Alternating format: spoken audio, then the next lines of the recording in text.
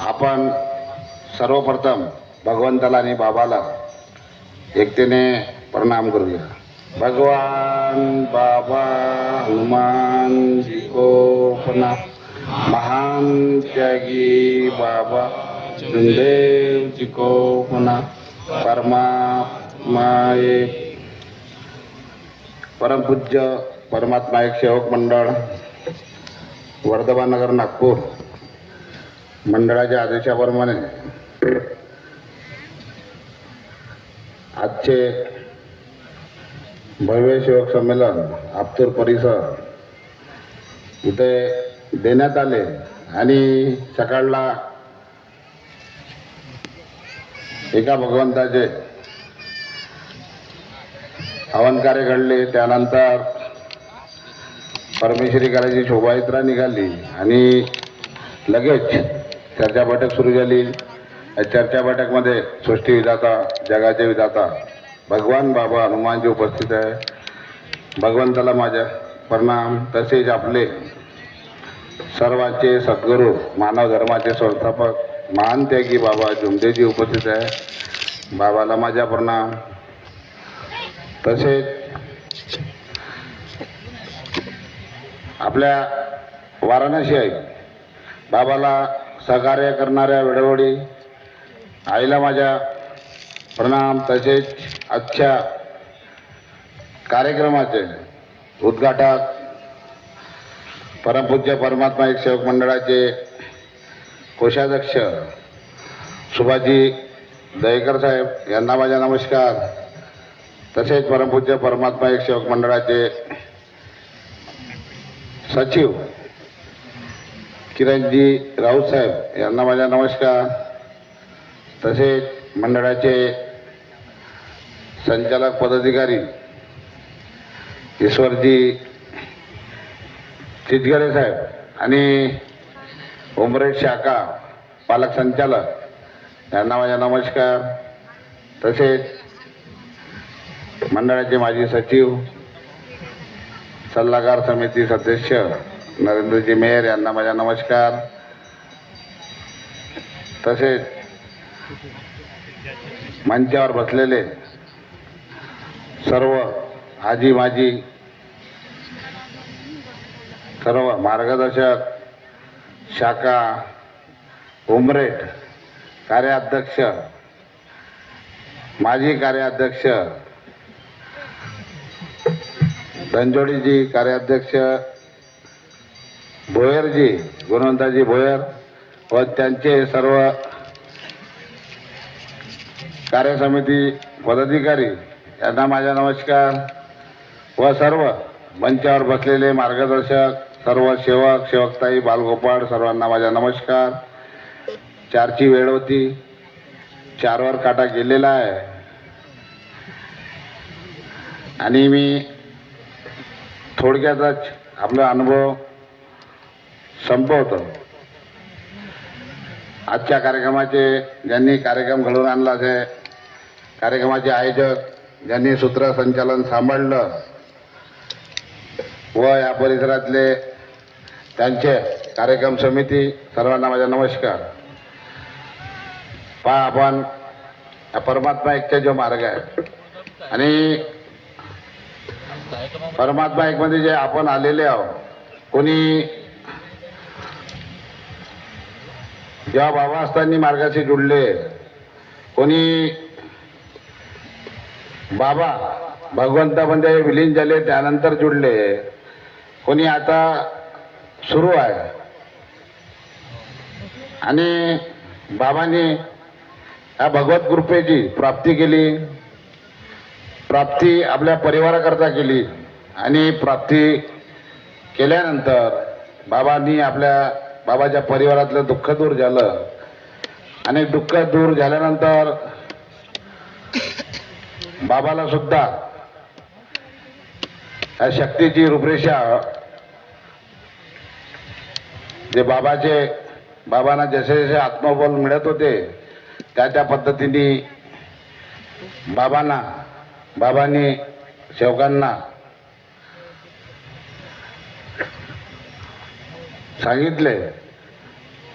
मी मार्गामध्ये बाबा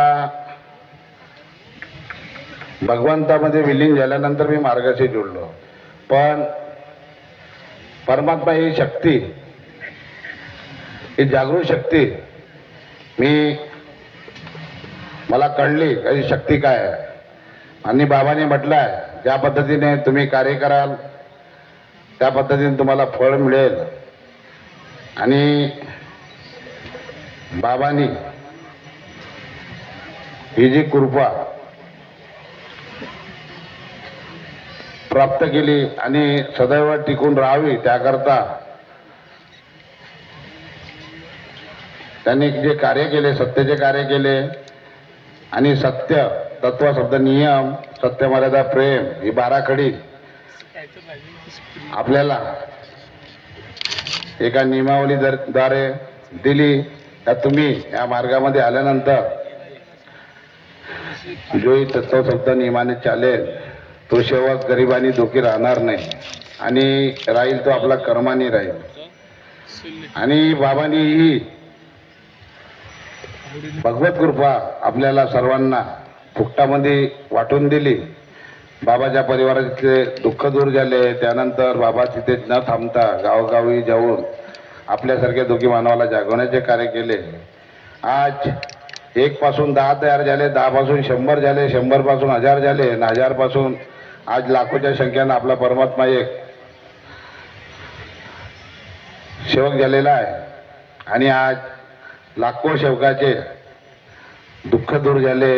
जे व्यसनहारी होतो, आपण व्यसनाधीन होतो, व्यसन बंद झाले, गरजती उचावली. जे बुद्धबाधेमध्ये होते त्यांच्या बुद्धबाधा दूर झाला आणि आज आपल्या सेवकाचं जीवन बनलं. धन्य त्या महानते की बाबा झुमदेजी. आज बाबा जन्माला आले नसते आणि ही परमेश्वरी कृपेचा आपल्याला लाभ मिळाला नसता तर आपण आज मला वाटत नाही आपण कुठं आलो असतो. मी तर बाबांनी मला जवळ केलं नसतं तर मी केव्हाच्या वर गेलो असतो अशी माझी परिस्थिती होती. कारण की मला दुःख होते, दारूचे व्यसन होते आणि व्यसनासोबत अधिक काही जुवा लॅटरीचे सुद्धा व्यसन होते. गरजती खालावलेली होती. परिवार अस्तव्यस्त होण्याच्या तयारीत होता. अशा परिस्थितीमध्ये मी या मार्गाशी जोडलो. तो माझा पहिला दिवस.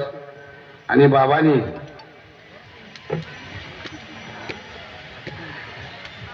ही कृपा टिकवून ठेवण्याकरता सदैव स्वखर्चानं सत्यानं कोणाच्याही सेवकासोबत जे कार्य केले आणि ती कृपा आखरी श्वासापर्यंत टिकवून आज बी ही शक्ती आपले कार्य करत आहे. बाबांनी आपले कार्य केले. बाबा 1996 मध्ये आपल्यामधून निघून गेले आणि बाबा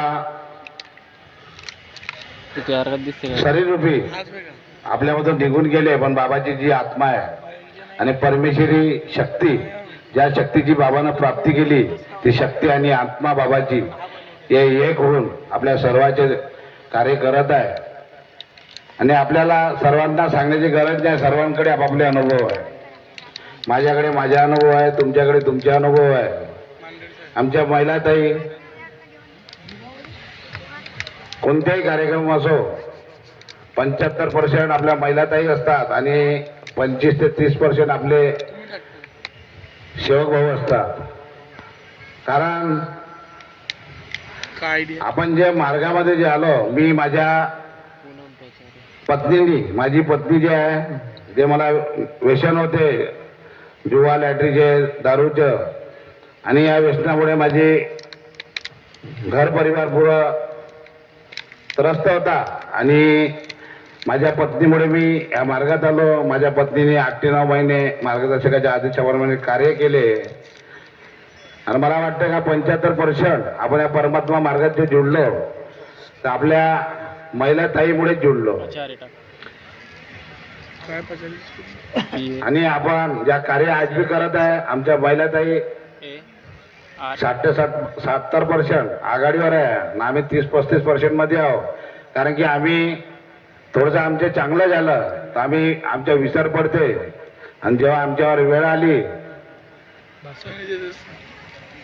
तेव्हा आमच्या लक्षात येते तर मी कुठेतरी चुकलो म्हणून. आम्हाला बाबांनी जेवण केलं, आम्ही भाग्यवान आहोत. आज आपल्याला बाबांनी आपले कार्य केले, आज आमची वेळ आहे. आमच्या बाबाचे कार्य परमपूज्य परमात्मा एक सेवक मंडळाचे कार्य आमच्या बाबांनी जे शिकवण दिली आहे ते कार्य आम्हाला जोपर्यंत आमचे जीवन आहे तोपर्यंत आम्हाला करायचे आहे. आज आम्ही करू, उद्या आमच्या परिवार येणार आहे त्यांना सुद्धा ही परमात्मा कार्याची लिंक असावी, त्यांना सुद्धा समोर हे भगवत कृपा आपल्या परिवारात राहावं, त्यांना सुद्धा या परमात्मा एकची ओढ लावणं गरजेचे आहे. कुठे कुठे मी पाहतो आम्ही सांगतो की आम्ही खूप जुने सेवक आहोत. कोणी सांगतात मी 50 वर्षे झाले, कोणी सांगतात 40 वर्षे झाले, कोणी सांगतात 30 वर्षे झाले, मला 26 वर्षे झाले. पण आम्ही इतक्या वर्षाच्या या मार्गात येऊन सुद्धा बाबांनी ज्या शक्तीची प्राप्ती केली आम्ही त्या शक्तीला ओळखू शकलो नाही. त्याकरता आम्ही 40 वर्ष आधी बी तिथे जाऊ ना आज बी तिथे जाऊ. ज्यांनी ज्यांनी या शक्तीला ओळखलं तो कुठेही मागे नाही. म्हणून जो कोणी आता नवीन सेवक असेल 5-10 वर्षाच्या त्यांना सुद्धा शक्ती त्यांच्या सोबत आहे. म्हणून माझ्या म्हणणं एकच आहे का आपण किती जुना सेवक असला किंवा आजच्या सेवक असला, मार्गदर्शक असो, मंडळाचे अध्यक्ष असो, पदाधिकारी असो, सर्वांना बाबांनी एकसारखे नियम दिले आहे. कोणालाही अतिरिक्त नियम दिले नाही आणि कोणालाही सूट दिली नाही. सर्वांकरता एकच. आज सर्वांना आपल्याला आपापली जिम्मेदारी सांभाळायची आहे. मंडळाचे पदाधिकारी आहे, माजी पदाधिकारी आहे, त्यानंतर शाखा आहे. आमच्या परमपूज्य परमात्मा एक सेवक मंडळाच्या 10 शाखा आहे. बाबांनी एक सेवकांना कुठेतरी लांब पडते, मोवाडीला शाखा उघडली, आमच्या उमरेडला उघडली, हिंगणघाटला उघडली, पालोऱ्याला आहे, चंद्रपूरला आहे, गोंदियाला आहे, साकोलीला आहे, भंडाऱ्याला आहे. असे 10 शाखा आपल्या परमपूज्य परमात्मा एक सेवक मंडळाच्या आहे. आणि मंडळाची जेव्हा पदाधिकारी नवनियुक्त झाल्यानंतर शाखेच्या फेरबदल केल्या जाते आणि शाखा ज्या शाखेची बाबाने स्थापना केली, बाबाला वाटलं का कोणी आपले दुःखी सेवक आहे, आपल्यापर्यंत नागपूरला येणं कठीण जाते, गरीब परिस्थिती राहते, त्याकरता त्यांनी शाखा उघडली आहे. मोवाडीला शाखा उघडलेली होती. बाबासोबत राहणारे यशवंतरावजी ढबाले, बाबांनी त्यांच्यावर विश्वास केला आणि त्याला सांगितलं, तिथे मोवाडी शाखा उघडली आणि सांगितल्यानंतर बाबांनी त्याला म्हटलं का इथपर्यंत नागपूरला जे दुःखी मानव आहे, गरीब परिस्थिती आहे, इथपर्यंत यांना येण्या जाण्याकरता त्रास होते, गाडी घोडे साधन नव्हतं. बाबांनी त्याच्यावर विश्वास केला आणि ती शाखेची जबाबदारी त्याला दिली. आज आपण पाहूनच राहिलेलो आहोत. त्यांनी सुद्धा तिथं आपली हुकुमशाही करून त्या शाखेला आगळी वेगळी रजिस्ट्रेशन उघडून एक बहुउद्देशीय संस्था तयार केली. त्यानंतर अध्यक्ष राहिले ते आणि त्यानंतर एका बाईला अध्यक्ष बनवलं आणि आज शिक्षक माणूस